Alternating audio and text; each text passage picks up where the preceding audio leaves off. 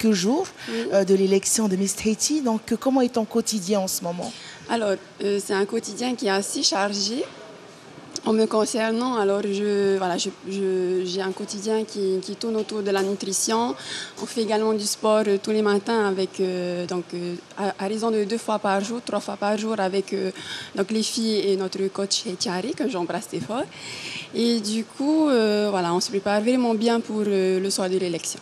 La préparation de l'élection Miss Tahiti est différente de celle que tu as pu connaître en te préparant pour l'élection de Miss Marquise? Alors, en ce qui me concerne, alors c'est vraiment une aventure assez enrichissante, mais l'élection de Miss Marquise, c'était vraiment à petite échelle. Donc là, c'est Miss Tahiti, il y a vraiment un grand engouement, il y a vraiment de grands sacrifices.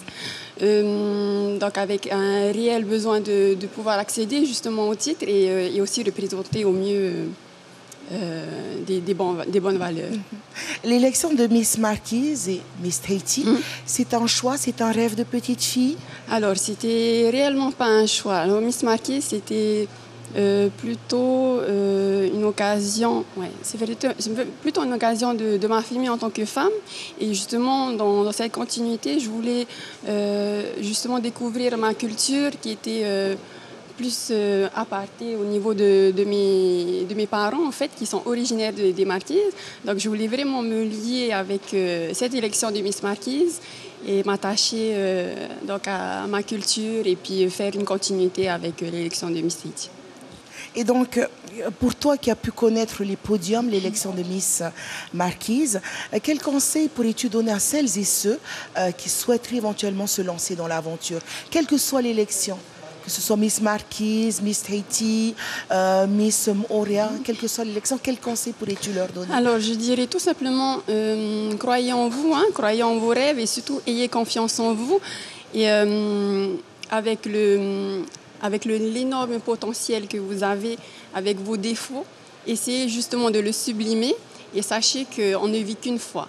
Alors, c'est le moment de se sublimer, c'est le moment de se révéler au grand jour, ne serait-ce que pour avoir un bien-être personnel et pour pouvoir justement propager ça autour de soi.